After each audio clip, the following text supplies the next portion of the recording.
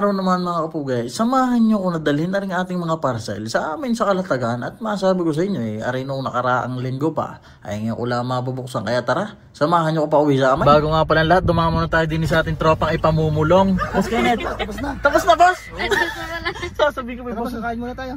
Di boss, ako'y kakakain lang. Sasabi ko pa nga sa yung hindi ako makasama at ako'y pakuhan. Pa-Japan. Basta na. Shoutout na lang kami ni Mrs. Shoutout sa Mrs. nga pala ni Boss Kenneth. Yan na. Boss, congrats na agad ng pagkakarami. Sana humayo kayo at mag-anak ng isang busina.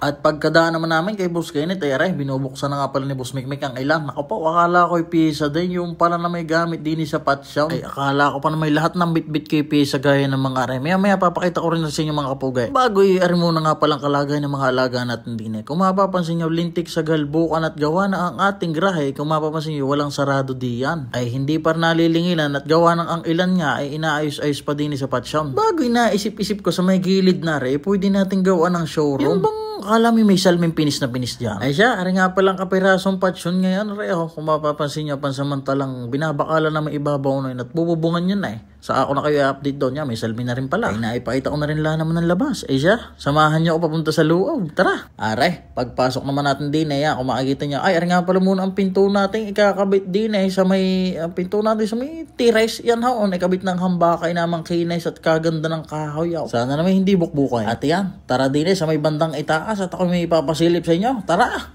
Hindi naman sa may bandang itaas, masabi ko sa inyo, nautay na rin ating kwartaw. Ay ano naman mga bandang itaas, inuutay-utay pa. Tapos ari nga, nagawaan na rin ng mga kung ano-ano, mga skim coat nga yan. Pasilip ko sa inyo kwarto naman. Opya, aray mga kapugay, aray natulugan na nga pala nung isang gabay. Yan boss Makayo, shoutout sa iyo, nagwawalis-walis pa. Bukas ang aircon at yan, ayos-ayos na ng kapirasaw. Basta yan may mga salmin-salmin na rin. Aray ang walking closet ba yan?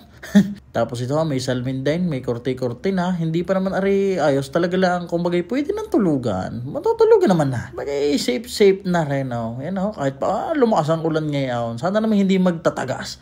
Tapos pinagbubuksan ko na rin ang mga parcel. Unang-una kay Badong. Saka ako napapakita ng matindihan pagka isasalpak na natin. At sunod naman, decals na pinadala ng ating tropa na si Tipan. Shoutout sa iyo. Love you bossing lagay. Basta rin sa ako na ipapakita sa inyo ng kabuuan pag isasalpak. Tapos ang sunod natin, mga bolts nga pala ni Miko, mga concave ba ang tawag sa gawin. Tapos rin isa ng mga random coil shock at saka yung kabitan ng sprocket sa likod. Tinin nyo.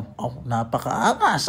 Sana. Tapos rin isang masabi ko, sabi na, outer na lighten nga pala para kay Badong din. Next, ay, fender pala. Para kay Miko mga kapugay. At itong malaki na mga in order ko para sa akin tiyuhin. Hindi ko lalo kung magugustuhan niya ang kulay. At gawa ngayon nakasalpa kay Badong ngayon, yung dating kanya. Sabi ko, siya mamili kung anong gusto niya. Kung yung dati o bagaw. Gawa yan medyo gray yan. Saka ako na i-rebuild din ng pagkakapugay. Tapos itong last natin ay para naman kay Miko. May t-shirt pa ng Bomex Shoutout Bomex, napakapugay Ari nga pala, papakita ko na sa inyo kulay itim laan. Bago pagkabukas ko naman ng mga parcel, nagyaya agad ng mga tropa din sa may bandang dagat na pinakita ko sa inyo noong nakaraan. Di sabi ko, dadalhin ka ang pandigma na si Pepa. At nadinin na kami agad sa pinuntahan namin noong nakaraan. Yung bandagat na aking pinag-montage. Nagdadatingan na rin nga pala ang ilan. Ang problema wala pa rin ang ilan. Masabi ko sa inyo, pwede rin din magsiligaw. At yan, dumating na rin si paring Alts na pagkakahalab din ng kapiraso at naka-Bomex. So, munod naman si Kuya Pek, espesyal pagkakadahan at kapupunas laang daw niya. Kuya, ang smooth mo naman po dumating.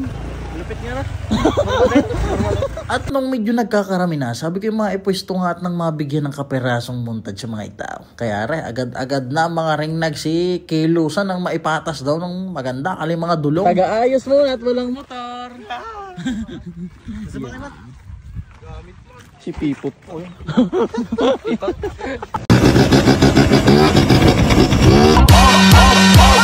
Bruno tá em casa, festa no Brasil.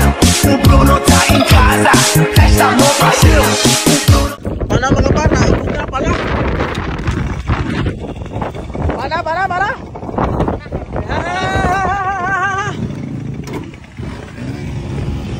Antay lang po na, tara, sipata na. Para tama na yan.